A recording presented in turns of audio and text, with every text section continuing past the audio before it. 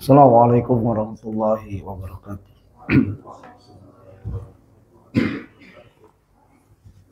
Alhamdulillah hamdan katsiran thayyiban mubarakan fih kama yuhibbu rabbuna wa yarda wa asyhadu an la ilaha illallah wahdahu la syarikalah wa asyhadu anna Muhammadan abduhu wa rasuluh. Ya ayyuhalladzina amanu taqullaha haqqa tuqatih wa la tamutunna illa wa antum muslimun. Allahumma shalli wa sallim ala nabiyyina Muhammad amma ba'd. Ikhwah jamaah salat subuh Masjid Al-Balad Bojong Sari Depok yang berbahagia, yang saya muliakan.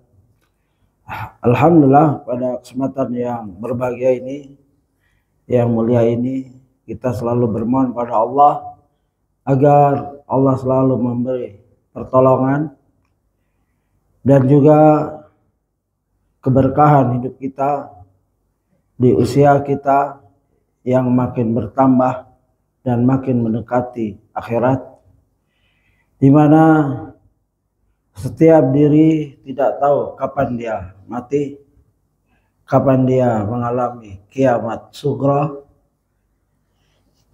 dan kematian ini akan menyapa siapa saja, baik kepada orang yang Allah cintai dan juga pada yang Allah benci, yaitu kepada makhluknya yang paling dicintai, yaitu Nabi Muhammad SAW, di mana Al-Quran berkata fa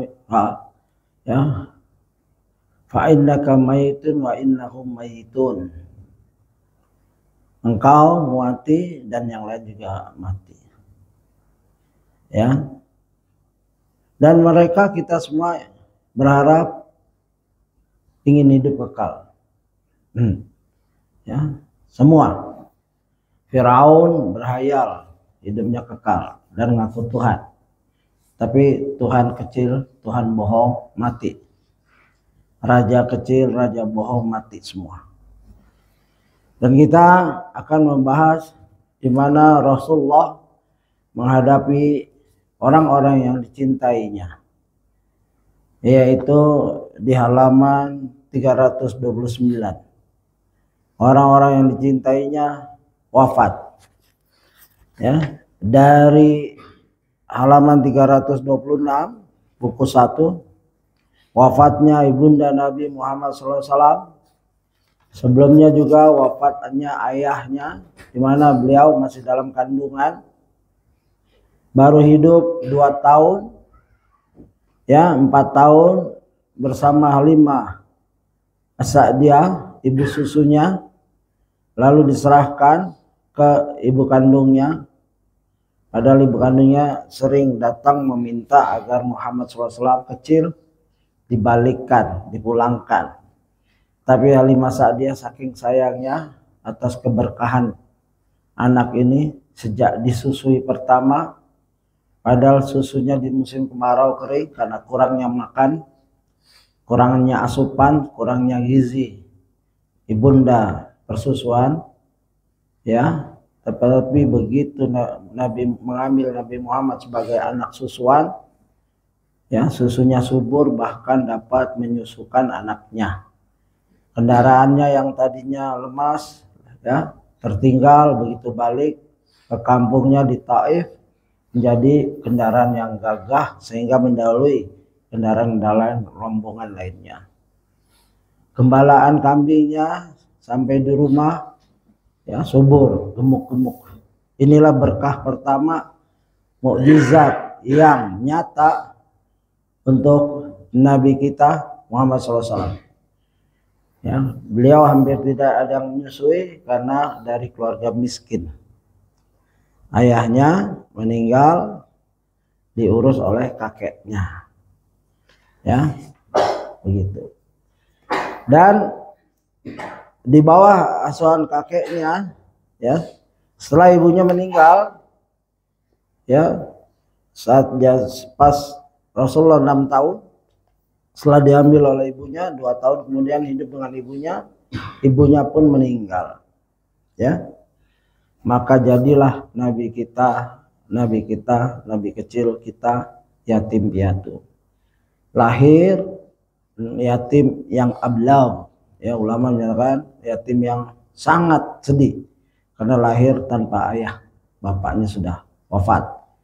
Baru 2 tahun di perjalanan karena pulang dari ziarah mengunjungi ayahnya di Madinah dan bersilaturahim. Coba di zaman dahulu seorang ibu membawa anaknya untuk ziarah ke ayah, ya, Nabi ikut. Umurnya baru 6 tahun kurang lebih. Di perjalanan balik dari Madinah setelah ziarah makam ayahnya, dan di perjalanan sekitar 200, ya kalau diukur kita ini 235 km mungkin dari tempat kita ke Semarang, ya mungkin lebih kurang seperti itulah, ya. Wafat ibunya di tengah jalan ke arah pulang ke arah Mekah. Beliau sendirian, umur masih 6 tahun. Tidak, ayah sudah wafat, sanak saudara juga tidak ada karena meninggalnya ibunya di jalanan, di perjalanan. Lengkaplah penderitaan seorang nabi kecil, ya. Begitu. Dan ulama membahas tentang cobaan Nabi. Cobaan Nabi di mana dijelaskan bahwa kalau Nabi yang dicintai Allah saja cobaannya seperti itu, ya, terus kita nggak mau dicoba sama sekali.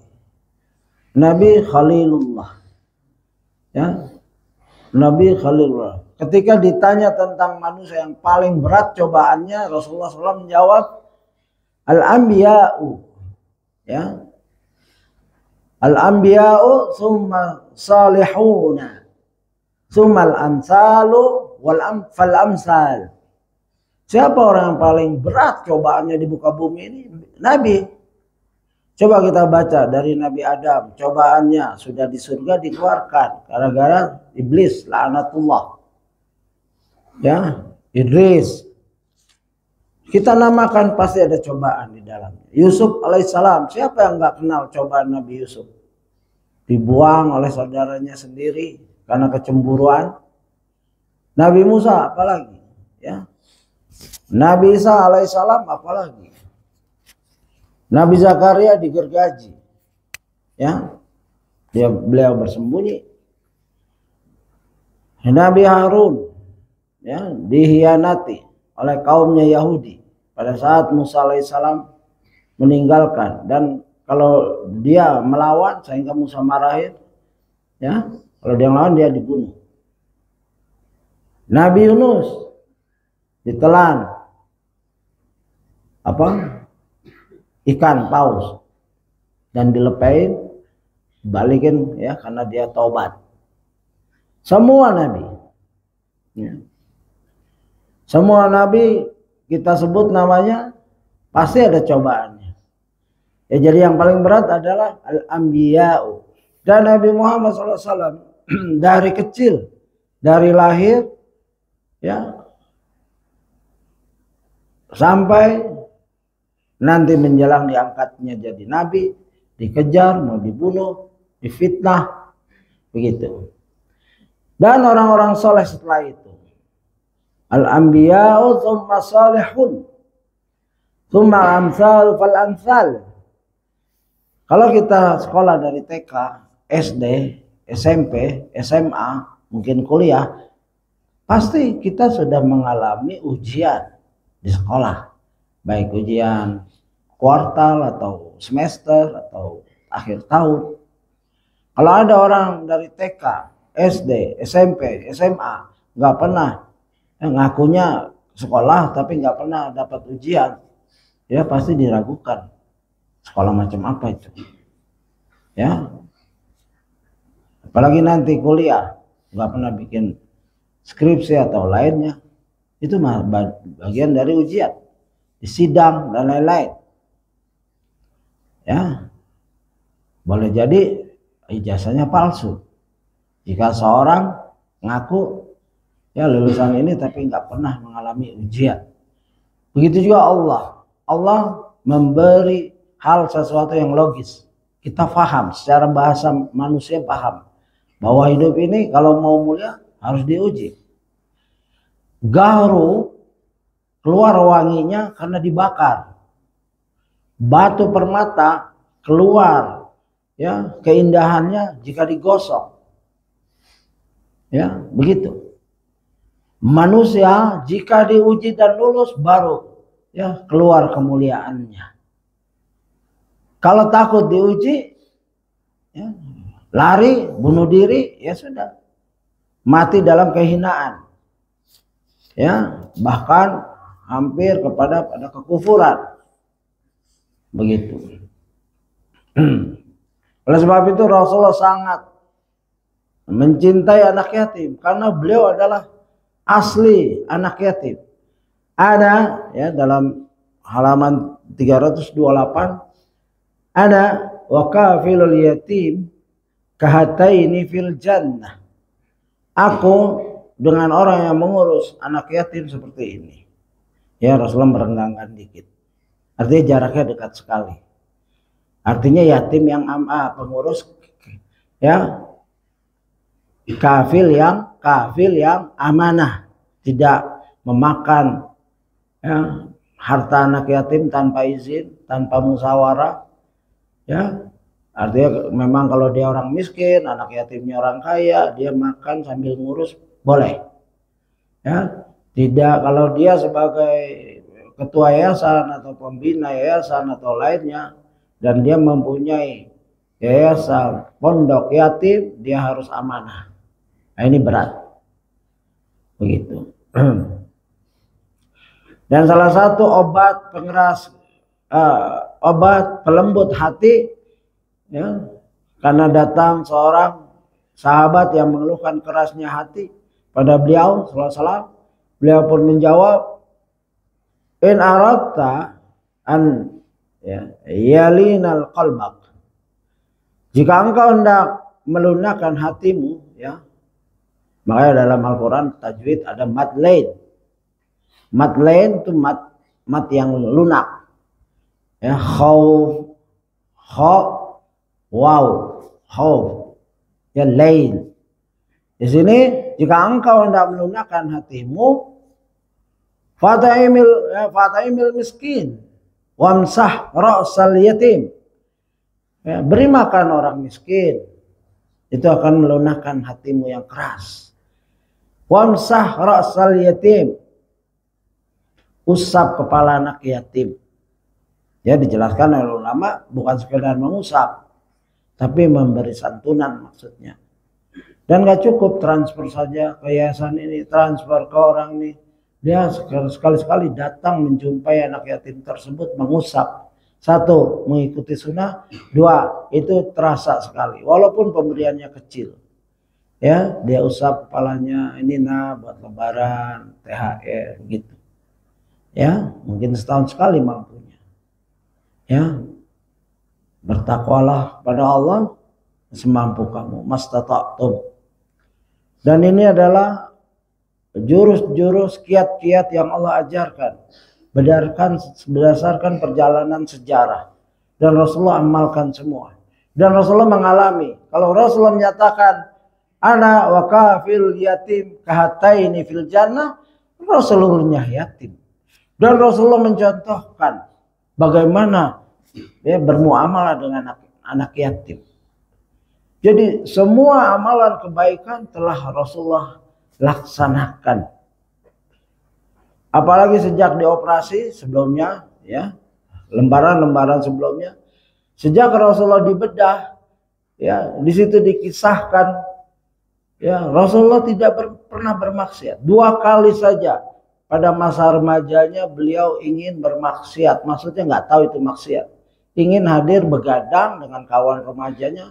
Hadis ini didoifkan ya, catatan ya, Syekh Albani mendoifkan, tapi diambil oleh Ustadz, ditaruh di kitabnya karena disahihkan oleh Adhabi, Dhahabi ahli hadis, dan ditaruh di kitab Al-Mustadrak Imam Hakim dengan syaratnya sahih menurut Imam Muslim. Jadi wajar Ustadz S1-nya hadis, dan saya setuju karena hadis itu begitu rinci panjang, di mana Rasulullah dibedah, dikeluarkan jantungnya, dicuci, masukin lagi, terus ada dua darahnya dicuci, ya dibuang, semua isi perutnya dicuci. Pada waktu dia sedang menggembala kambing dengan saudara persusuannya, ya. Sejak itu dicatat dalam hadis yang panjang juga, beliau pernah ingin bermaksiat, maksudnya dia sebagai anak muda ingin pergi bergadang, ya, mendekati satu perkampungan di mana sedang ada pernikahan. Pernikahan itu makin mendekat makin mendengar beliau ada seruling drum mungkin sederhana dulu mungkin musiknya, dan ada nyanyian. Baru Rasulullah nggak tahu sama sekali ini apa. Dia bertanya kepada kawannya, ini pernikahan fulan dengan fulana, ini hari nikahnya. Lalu beliau terbuai lalu tidur sampai pagi, sampai terik matahari baru bangun. Besoknya gitu lagi, ya, bersama kawannya ingin bergadang, baru dengar tertidur, ya, bangun matahari sudah panas, ya. Beliau balik dan ditanya oleh kawannya yang menjaga hewan peliharaannya, ya, ma fa'alta, ya, apa yang kamu kerjakan malam? Ya, ma fa'altu syai', aku nggak buat apa-apa, baru ketiduran. Itulah Allah menjaga beliau dari kecil, remaja, dan sampai mendekati meninggal tidak pernah bermaksiat. Dan ada penguat hadis di mana setiap kita ada qarin, ya, termasuk engkau, wa anta ya Rasulullah, ya, ma'anal hadis, ya, termasuk qarin, aku mempunyai qarin, tapi Allah telah mengislamkan qarinku, tidaklah dia membisiki kecuali ketaatan pada Allah. Dibandingkan qarin kita selalu membisikkan yang buruk-buruk, ya, begitu. Beda. Rasulullah sudah dioperasi hatinya, ya, jantungnya, isi perutnya, syaitannya sudah dikeluarkan, gumpalan darah, yang ini syaitan kata malaikat. Dan waktu operasi itu ada hadis di mana malaikat yang satu sebagai pembedah, yang satu asistennya. Atini ma'ul bar, ambilkan aku salju. Asistennya ambilkan salju, dibersihkan. Bersihkan air zam-zam, air yang banyak berkahnya, dan dengan emas, wadah emas. Ya, atini al-mizan, yang ini yang mengagumkan. Ambilkan aku mizan, sakinah, terakhir diisi sakinah, kedamaian, ketenangan di hati Rasulullah. Jadi Rasulullah nggak pernah kelihatan goncang, gugup, stres, nggak pernah. Kecuali kalau beliau melihat awan gelap mau geledek itu, beliau keluar masuk. Karena dia takut umatnya diazab oleh Allah. Bukan takut apa-apa, takut umatnya diazab sebagaimana kaum Hud, ya, begitu. Atau panik, sholat langsung kabur. Bukan karena apa-apa, karena masih ada emas di rumahnya yang belum beliau sedekahkan. Jadi semua itu kebaikan. Beda sama kita, ya, kita paniknya beda, jauh. Perbandingan kita dengan Rasul seperti mungkin langit yang 7 mentok, ya, sama sumur bor. Sumur bornya bukan di bumi, di dasar laut yang paling dalam, dibor lagi. Itu kita tuh, posisi kita, ya. Jadi jangan coba-coba, ya, merasa wah saya sudah dekat dengan Nabi. Tidak. Nabi seumur hidup dan kesaksian, Nabi punya pegawai Anas bin Malik 10 tahun menjadi hadim, menjadi pembantu, tidak pernah ada kata-kata uf. Ya mas, itu aku nggak pernah dengar kata-kata itu kata-kata sebagaimana ya wala taqul lahuma uffin wa qul lahuma, ya, dan kamu jangan sekali-sekali ngomong kepada keduanya, ya, jika dia orang tua kita bersama kita di hari tua. Itu udah kata yang gentakan tapi lembut. Itu saja Rasulullah belum pernah. Dan ini Rasulullah bukan kepada orang tuanya, kepada pegawainya. 10 tahun tidak pernah. Ya, ini kemuliaan Rasulullah setelah dibedah, dikeluarkan kejahatan yang ada di dalam perutnya. Ya, karena perut sumber penyakit. Ada 2 sumber penyakit, 3, lisan, perut, dan kemaluan. Hati-hati itu. Ya, gitu. Dan kita jangan mentang-mentang ya udah kita kan nggak dioperasi, ya udah pasti pantas kita berbuat. Tidak, kita berjuang. Ya, salah satu cobaan kita adalah berjuang melawan nafsu kita, melawan setan kita, atau setan yang berbentuk jin, yaitu bisikan-bisikan, dan manusia. Minal jinnati wan nas yuwaswisu fi sudurin nas, ya, yang selalu ya yuwaswis, membisikkan. Kalau kita mau beribadah jangan ibadah, kalau sudah beribadah jangan kelamaan, kalau sudah lama jangan terlalu khusyuk. Ya, ingat kamu ada masalah dengan anakmu, istrimu, jangan, dan lain-lain. Yaitu sifat syaitan yang tidak pernah bahagia atas ketundukan seorang muslim kepada Rabbnya. Gitu. Nah, kita sampailah kepada wafatnya ibundanya, lalu dibawa asuhan sang paman. Ustadz menulis sangat singkat 330. Di bawah asuhan sang paman tak berselang lama Abdul Muthalib pun juga meninggal, ya. Pertama di bawah asuhan sang kakek. Ini ada cerita di bawah asuhan sang kakek, di mana Rasulullah benar-benar dimuliakan oleh Abdul Muthalib, sang kakek. Dikisahkan bahwa Abdul Muthalib memiliki sebuah permadani khusus di bawah naungan Ka'bah yang ia biasa duduk di atasnya. Ya, kepala suku biasanya punya tempat. Makanya kalau kita datang ke rumah orang, tunggu. Ya, jangan main duduk saja. Tunggu tuan rumah mempersilahkan di mana kita duduk. Dan tunggu, ya, kita diri dulu sampai tuan rumah duduk. Oh, dia tempatnya di situ, silakan duduk, begitu. Jangan datang masuk. Kayak ini pernah ada seorang berkisah, beliau datang ke rumah Ustadz Abdul Hakim Abdad, langsung duduk.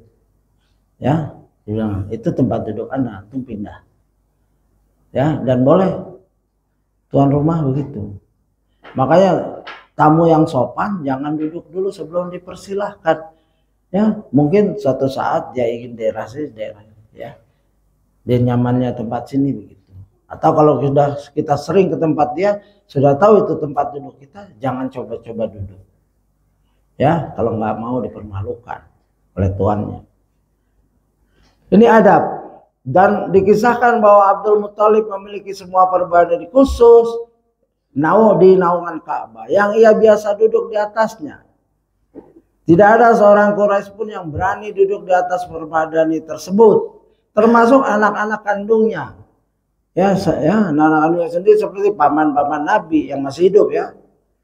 Mereka hanya duduk di sekitar permadani tersebut lantaran wibawa dan karisma tinggi yang dimiliki oleh Abdul Muthalib membuat ia sangat disegani dan dihormati. Jadi pinggir-pinggirnya boleh.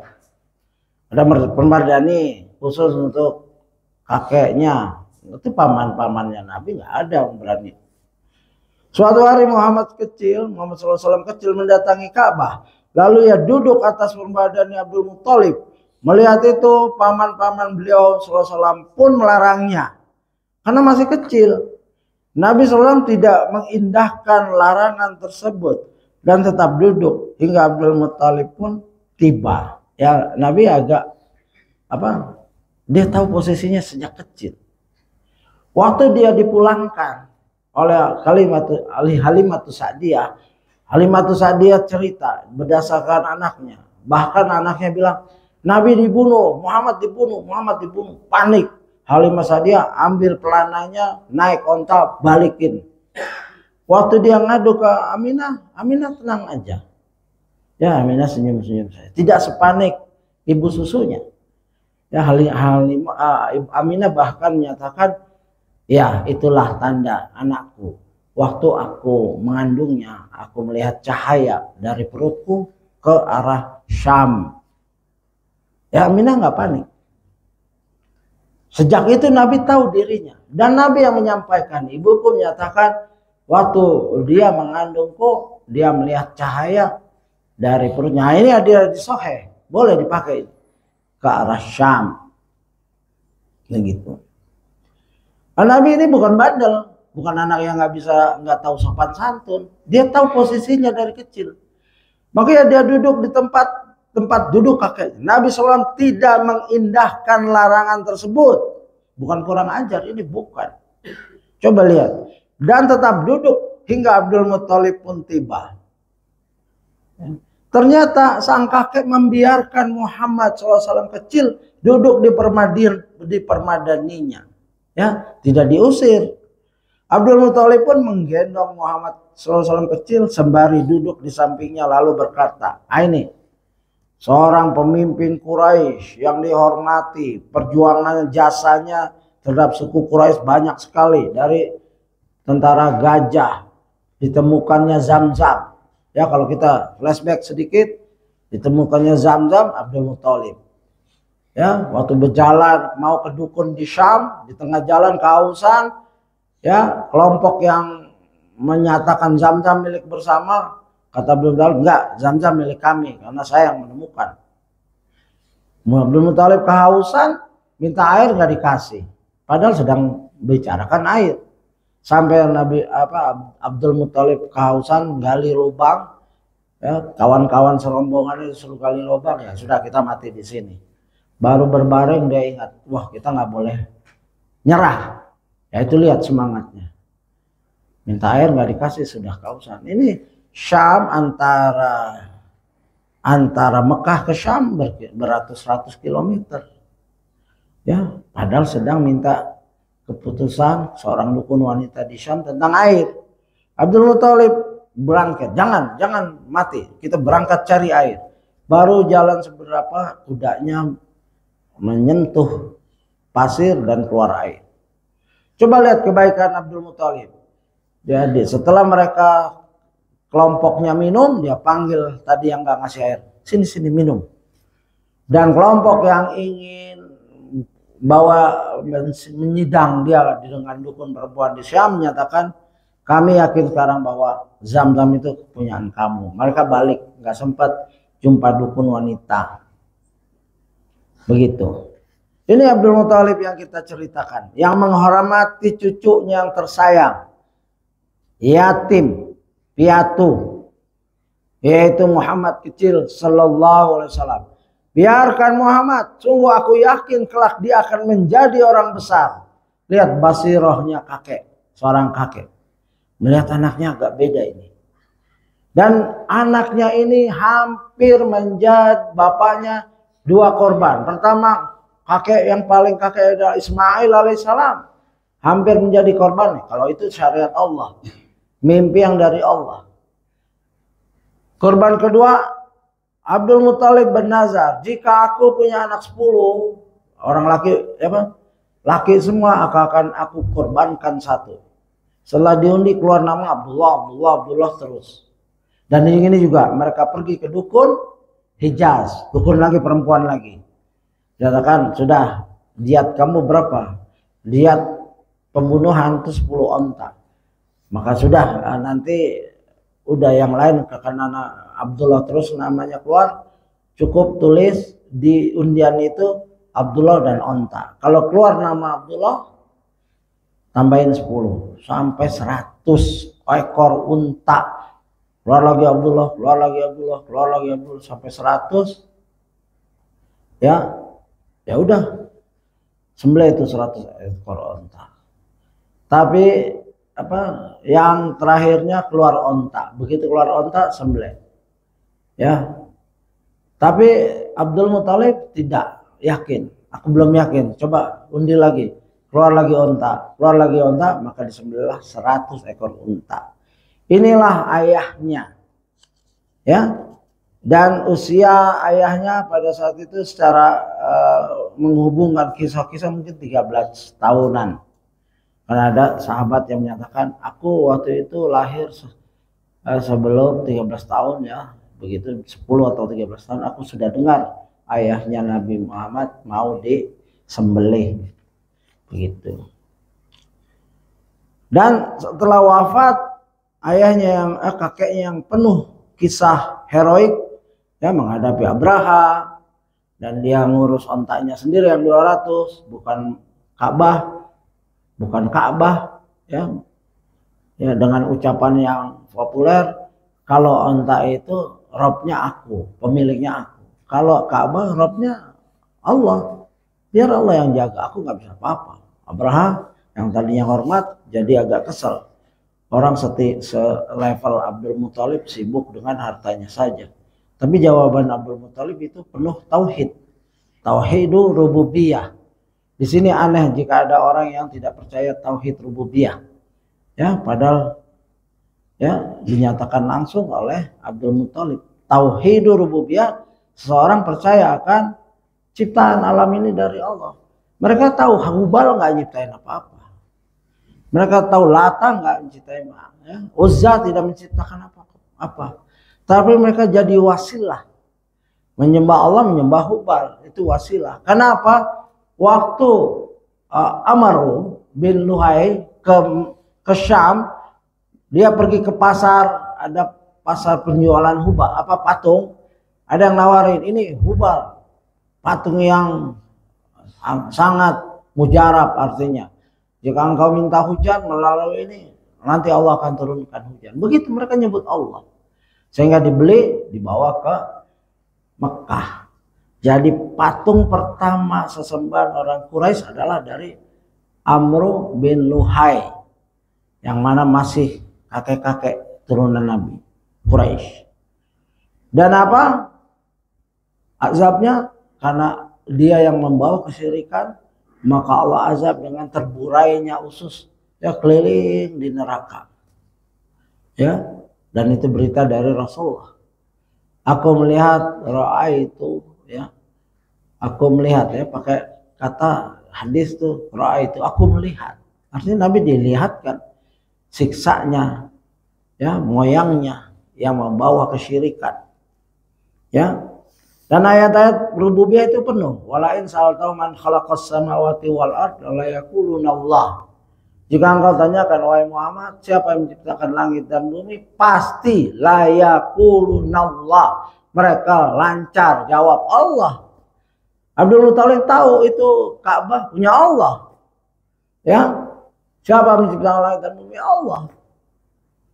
Siapa yang menciptakan kamu? Man khalaqaka? Allah. Tapi sesembahan mereka nyembah Allah dan nyembah asnam, begitu.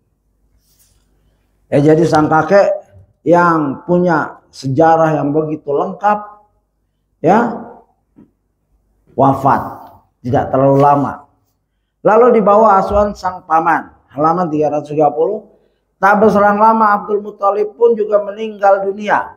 Disebutkan bahwanya dia wafat pada usia 82, ya. Kakeknya nih 82 atau 80 tahunan lebih. Sebelum wafat, Abdul Muthalib mewasiatkan pengasuhan Muhammad SAW kepada putranya, yaitu Abu Thalib. Abdul Muthalib memilih Abu Thalib karena ia adalah saudara kandung, ya, yakni seibu dan sebapak. Jadi Abdul Muthalib punya istri 5, ya. Ada yang seibu sebapak. Nah, jadilah Abu Thalib dan Abdullah satu bapak, yaitu bapaknya Abdul Muthalib, satu ibu, ya. Ya, begitu. Ibunya kalau nggak salah Fatimah atau sekian. Ada, sudah lewat kita itu. Artinya satu ibu sebapak, dititipkan Muhammad kecil kepada Abu Thalib. Ibu keduanya adalah Fatimah binti Amr, ya, ini disebutkan Al-Makhzumiyah. Jadi Abdul Muthalib punya istri, yaitu Fatimah binti Amr Al-Makhzumiyah, yang melahirkan Abdullah dan Abu Talib. Abdullah melahirkan Nabi Muhammad SAW, Abu Talib melahirkan Ali, Ja'far dan lain-lain. Gitu. Setelah disebutkan sebelumnya bahwa Abdul Muthalib memiliki berapa istri? 5 kurang lebih. Para sahabat lantas berkata, apakah engkau ya di sini Abu Thalib juga sangat mencintai dan memperhatikan Nabi SAW seperti anak beliau sendiri. Dikisahkan bahwa beliau sering tidur di samping Nabi Muhammad SAW dan dia selalu mengajak Nabi Muhammad SAW kemanapun ia pergi. Abu Thalib bukanlah seorang yang kaya, karenanya Nabi juga SAW juga ikut bekerja untuk membantu pamannya, di antaranya dengan menggembala kambing. Anak yang penuh berkah, dari bayi berkah, pas remajanya padahal dia lagi dipelihara, tapi dalam dipeliharanya dia kerja, dalam bekerja dia bantu pamannya, karena pamannya terkenal, posisinya tinggi, Quraisy, tapi miskin, ya. Kadangkala kecerdasan tidak sebanding dengan rezeki, ya. Ada orang bodoh nggak bisa baca, tapi punya pabrik di mana-mana. Ya, ada satu bisnismen, dia bilang, saya lulusan SD atau SMP, tapi pekerja saya S3. Berapa orang? Ya ada tuh, udah meninggal orangnya. Simple orangnya. Ya, nggak sejalan. Ada yang pintar, kuliah di mana-mana, jenius, ya. Tapi bekerja pada orang yang lulusan SD, yang buta huruf ada. Ya kalau ini Abu Thalib, orang yang mulia, bapaknya Abdul Muthalib, dia namanya Abu Thalib, ya, pamannya anak yang mulia, tapi ya nggak kaya. Ini masuk ke kisah Nabi Muhammad SAW sang penggembala. Ini pelajaran kita. Kita lanjut karena singkat-singkat. Ya Abdul Muthalib, Abu Thalib, bapaknya Ali radhiyallahu anhu dan Ja'far dan beberapa ya, gitu. Lalu Nabi Muhammad SAW dalam pemeliharaan pamannya dia bekerja. Ya Nabi Muhammad SAW sang penggembala. Beliau bukan penganggur. Ya beliau Nabi dan pekerja.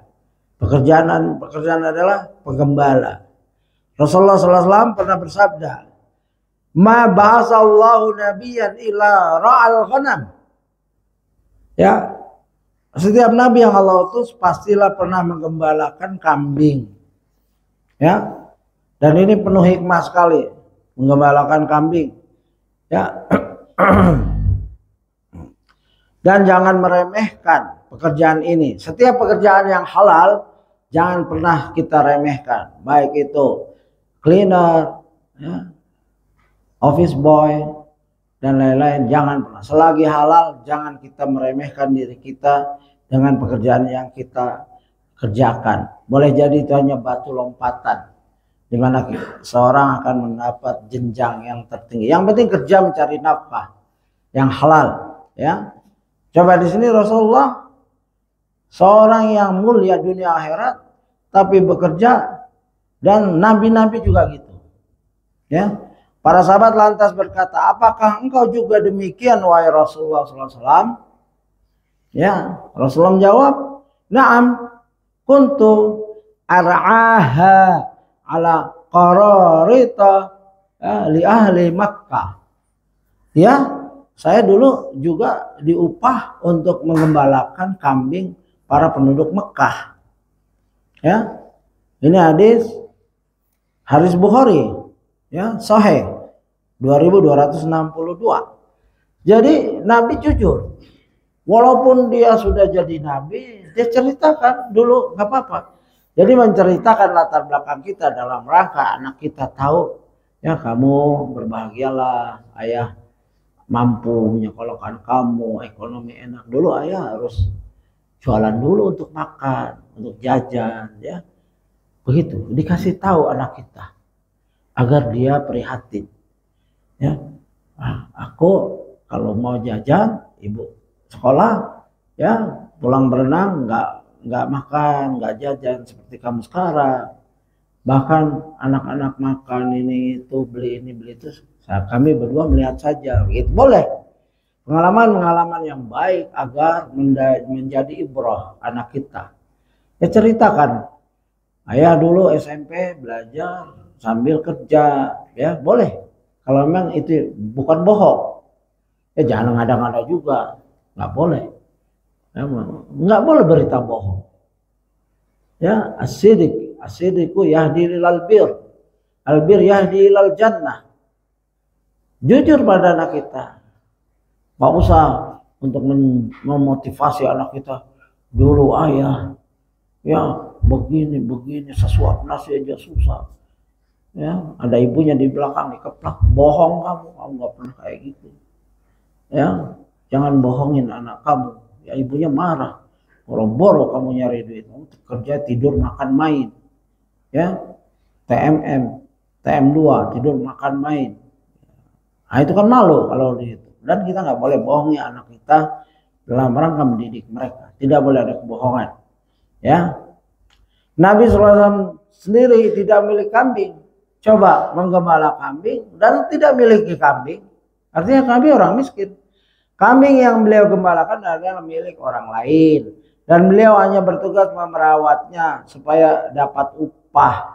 Kemudian upah itu digunakan untuk membantu pamannya Abu Thalib ya. Ya, Abu Thalib adalah seorang yang terpandang tetapi miskin secara ekonomi dan memiliki tanggungan yang banyak. Begitu. Telah kita sebutkan pula sebelumnya bahwasanya Nabi Muhammad SAW sewaktu kecil juga biasa mengembalakan kambing di kampung Bani Sa'ad bersama saudara persusuannya. Ingat ya, waktu beliau sedang dibelah, itu beliau sedang gembala kambing.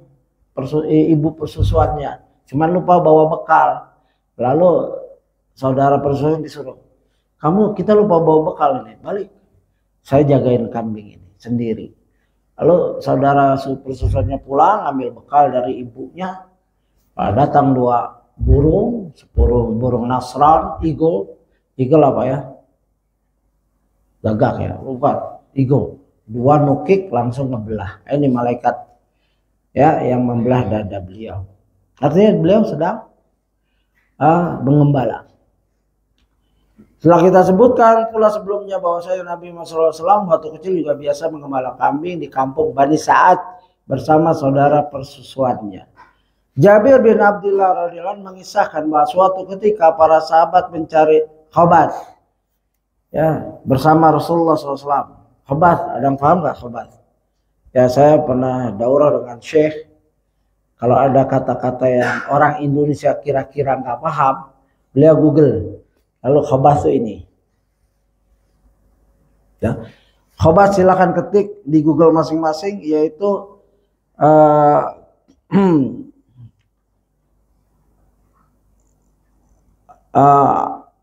khobat yaitu kaf kha khobat. Ya, dia itu pohon alif lam kaf ba sa al khobas, alif lam kaf ba alif sa, itu pohonan seperti ini. Pohon kalau batangnya itu dijadikan siwak, pohon arak, ya begitu. Nabi langsung nasihatin.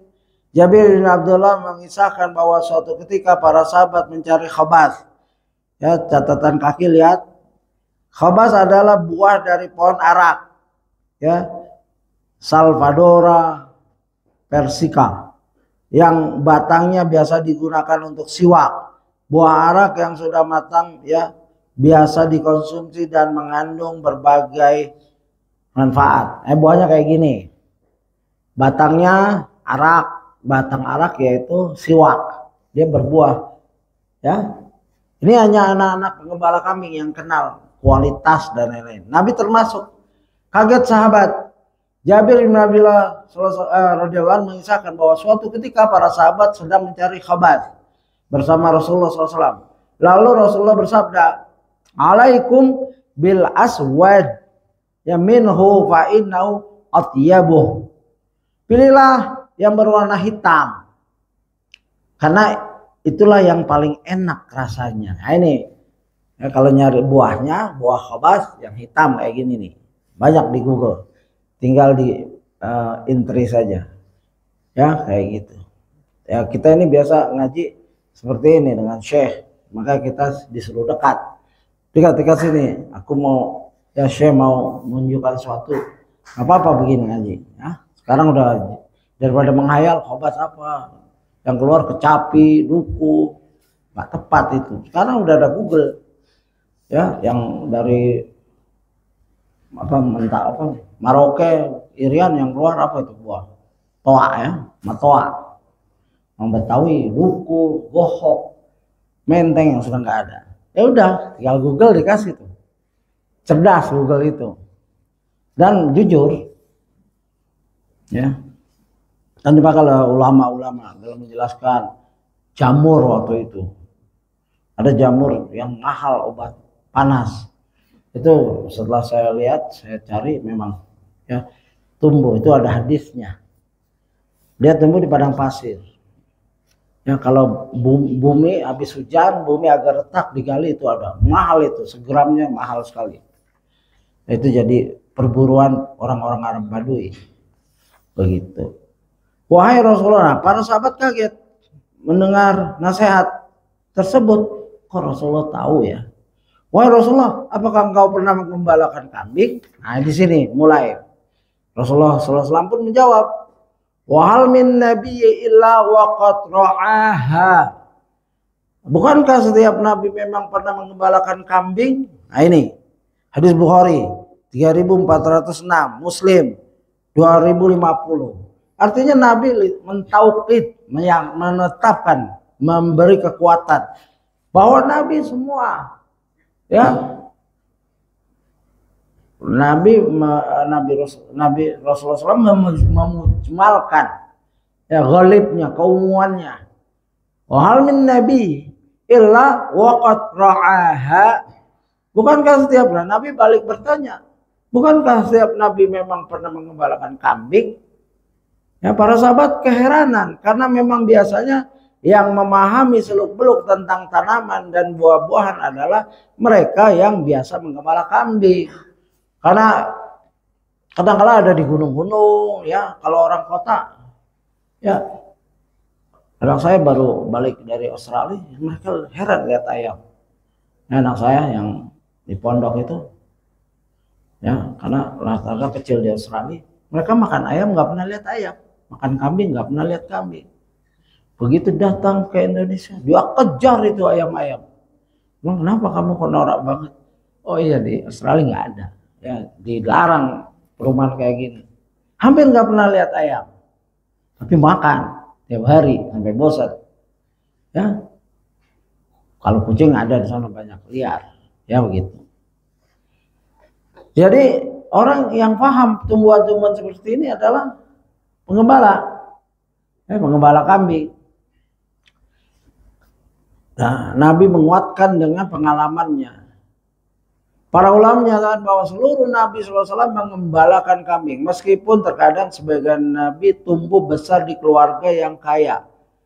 Ya, namun Allah Jalla Jalaluhu tetap menakdirkannya untuk mengembalakan kambing.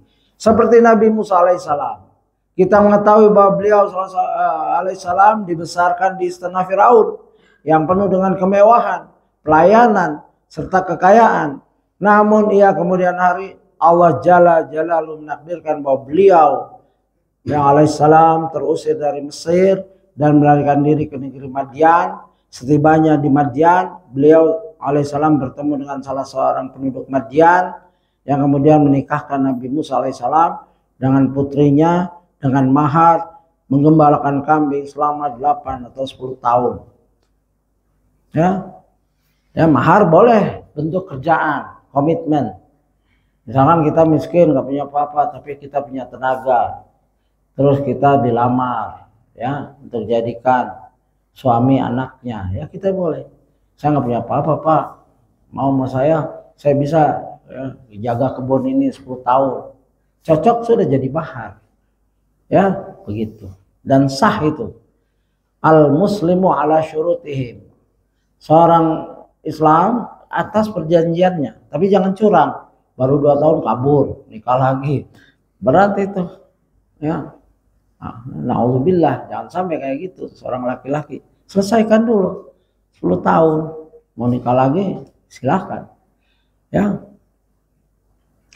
Para ulama mencoba menyimpulkan beberapa hikmah dari dijadikannya setiap nabi sebagai penggembala kambing. Di antara hikmah-hikmah tersebut adalah 1.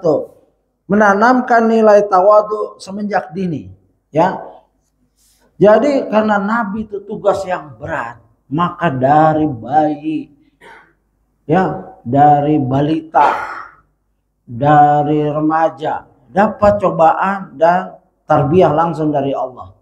Makanya Allah Rabb, salah satu Rabb adalah murabbi, ya, pendidik, pencipta, pemelihara, mudabbir, ya, mudabbir, pengatur, begitu.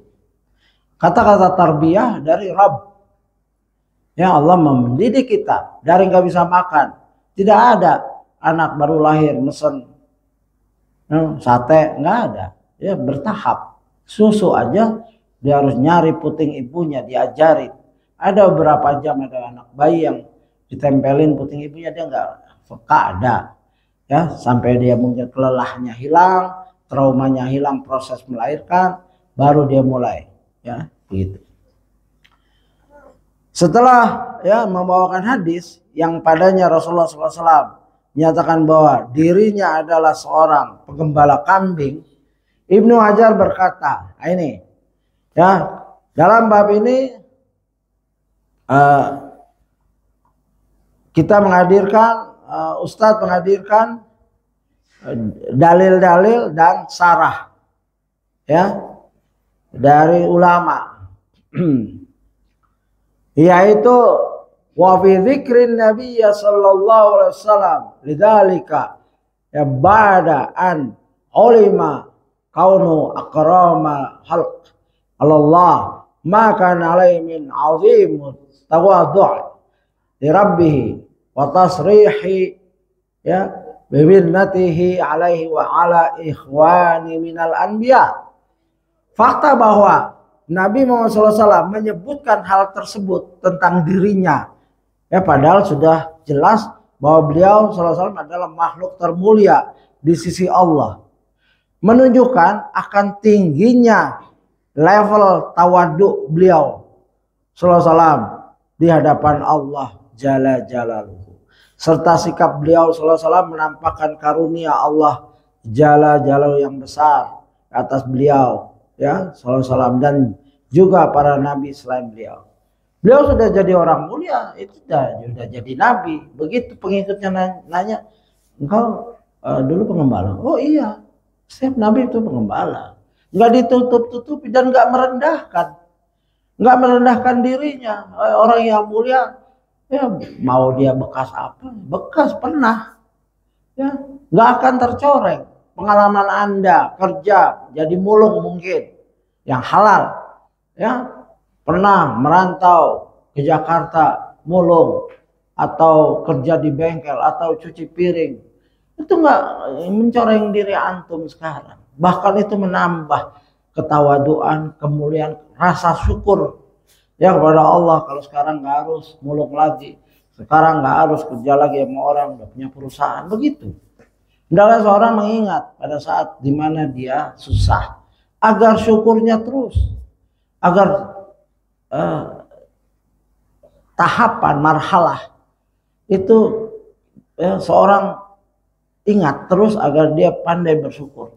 Dan bahkan mengasihani orang-orang yang masih begitu. Oh, dulu saya pernah jual donat keliling. Oh, aku pernah tuh mulung, pernah, ya, bantu. Ya, Nabi seperti itu. Tidak merendahkan kita, kejujuran kita yang benar, ya. 2, membiasakan diri berumalah dengan makhluk yang lemah. Ini juga, ya, mengagumkan, ya. Ini sangat mengagumkan bahwa kambing itu termasuk hewan yang lemah. Tidak seperti unta, kuda, atau yang semisal keduanya. Ya, ini halaman 333. Ya, Ustadz melihat dari sisi, ya, ulama-ulama, ya, Ustadz mengutip dari ulama-ulama bahwa kambing makhluk lemah. Ya.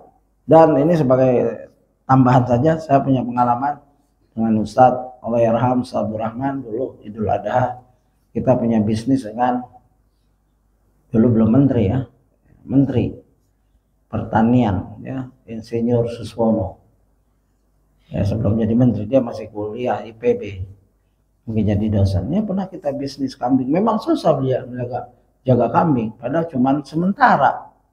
Kita bisa bayangkan orang yang hari-hari. Kambing kita ambil dari Tegal, di Tegal kita taruh di Kelapa Gading, ada tanah-tanah kosong dulu tahun 1980-an ya. Saya masih kuliah, Suswono juga, kita panggilnya Mas Sus, orang PKS ya. Gitu. Saudaraman masih, saya kuliah di Jabar, saudaraman di Lipia. Kita bisnis Idul Adha susah. Kambing sehat, seger dari Tegal sampai Jakarta kita ikat masing-masing. Besoknya mungkin ada 10 buta, ya, matanya buta. Ya kita ini kenapa ya? Ya Mas Sus juga nggak paham. Mas kenapa nih buta? Nggak tahu ya. Ya saya juga nggak tahu ini. Kita simpulkan ya mungkin dia nggak mau lihat maksiat Jakarta. Kambing dusun ini. Masya Allah. Gimana nih, dijual apa enggak ya? Kita selidiki butanya bukan asli ya dalam ini, maka ayah dan bisa sembuh ya, dan kita jual tetap. Kalau nggak dijual rugi lah ya. Kita bilang ini pernah buta dan mereka beli, mungkin harga rendah sedikit ya. Itu kambing lemah. Ada kambing ya, saya sampai sekarang ketika Idul Adha masih punya cabang, punya langganan, maksudnya kadang kalau kita beli 100 dan lain tergantung keperluan. Itu nggak bisa lama-lama di sini, maka jarang kambing Cianjur dijual biri-biri ya, terutama itu jual sini 2 hari dia mati, 3 hari. Jadi waktu pengangkutan banyak, tapi jaminan sana kita mau datang hidup begitu. Begitu lemahnya ya, bagi yang biasa jual beli kambing atau melihara di desanya akan melihat itu. 3, membiasakan diri bermuamalah dengan berbagai jenis dan tipe makhluk. Ya, seorang nabi dididik ya, 1 dia berkasih sayang kepada makhluk yang lemah seperti kambing, dia dapat manfaat, dan membiasakan diri bermuamalah dengan berbagai jenis dan tipe makhluk. Jenis kambing ada bermacam-macam, ada yang jinak dan ada yang liar. Membiasakan diri dalam mengatur masing-masingnya adalah bekal penting dalam menghadapi berbagai tipe manusia. Terlebih kambing bukanlah hewan yang pada umumnya mudah untuk dikendalikan seperti bebek, sehingga butuh usaha dan kemahiran ekstra dalam mengembalanya, terlebih lagi dalam jumlah yang banyak. Coba antum dititip kambing Idul Adha itu 3 malam sudah panik, apalagi tempat kecil. Kalau dekat dia langsung tanduk ya, kejauhan dia ribut, kasih makannya juga susah. Di kota susah nyari rumput ya. Nah situ dapat kita, sungguh susah para petani hewan ini memelihara mereka. Kita dititip 2-3 hari saja berat ya gitu.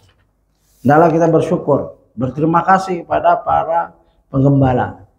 4, menumbuhkan sikap mandiri semenjak dini. Nah, ini penting, anak-anak kita hendaklah kita beri tugas-tugas yang membuat mereka mandiri. Ya. Sudah kita bahas sebelumnya bahwa Nabi Muhammad SAW menggembala kambing ya, penduduk Mekah dalam rangka membantu perekonomian sang paman Abu Thalib. Jadi selain kemandirian, beliau SAW juga terdidik untuk bertanggung jawab dan membantu orang lain. Jadi tidak heran jika Khadijah ya radhiyallahu anha menghibur Rasulullah SAW dengan berkata, sungguh Allah Jalla Jalaluhu tidak akan mencelakakanmu.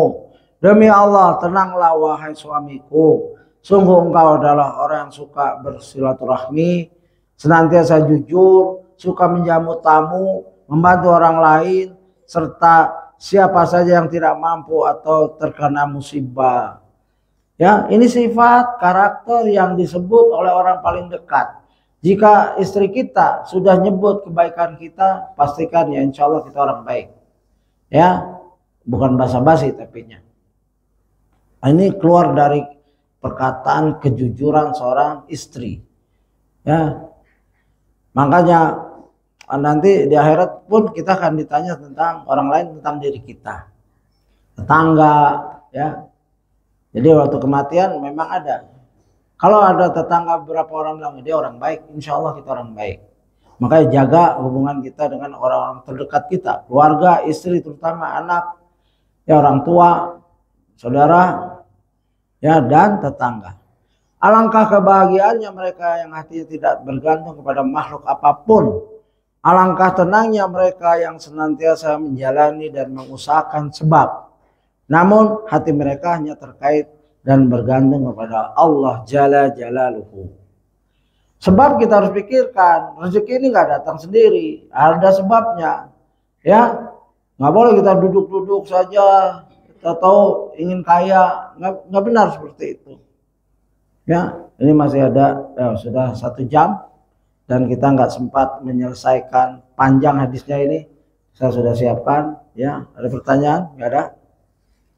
Itu kita berhenti di 334. Ya, jadi kita berhenti di perkataan Ibnu Hajar rahimahullah yang panjang itu. Qalal ulama'ul hikmah fi ilhamil anbiya min ra'il ghanami qabla al-nubuwah. Para ulama berkata bahwasanya, ini perkataan Ibnu Hajar al-Asqalani dalam Fathul Bari yang dikutip oleh Ustadz. Ya, para ulama berkata bahwasanya hikmah dari diilhamkannya para nabi untuk mengembalakan kambing sebelum diangkat menjadi nabi. Ayah sulalahumut tamarruna bi ra'iha alama yukallifunahu minal qiyami bi amri ummatihim, yaitu agar mereka terlatih dalam mengembalakan kambing-kambing sehingga mampu menjalankan segala yang dibebankan pada mereka dalam menjalankan urusan umat mereka. Jadi dipermisalkan menjaga kambing itu nanti sesuai dengan keadaan masyarakat umatnya. Ada yang bodoh degil, kambing tuh ada yang mau berantem aja, nanduk aja. Ya, kalau nggak ada lawannya dia tanduk tembok, pagar, bambu, gatel ininya, mau nanduk aja. Itu ada masyarakat seperti itu, maunya gaduh aja. Di mana dia berada, dia jadi troublemaker, pembuat masalah. Ya, ada seperti itu. Ada kambing yang baik, duduk tenang, ya ngaji. Ini maksudnya ya, di antara manusia itu ada seperti kambing gitu, ya kan? Ya. Karena kita dipanggil kullukum ra'in wa kullukum mas'ulun an ra'iyati. Setiap kamu adalah penggembala kambing. Bukan, jangan marah kalau istri kita terangkan, aku ini penggembala kambing. Wahai istriku, anakku. Artinya bukan kamu kambing, tapi status ra'in itu dari kata ini. Ya, begitu. An yahsulallahum tamarrun bira'iha alama yukallifuna minal qiyami bi amri ummatihim. Yaitu agar mereka terlatih dalam mengembalakan kambing sehingga mampu menjalankan segala yang dibebankan pada mereka dalam menjalankan urusan umat mereka. Ya.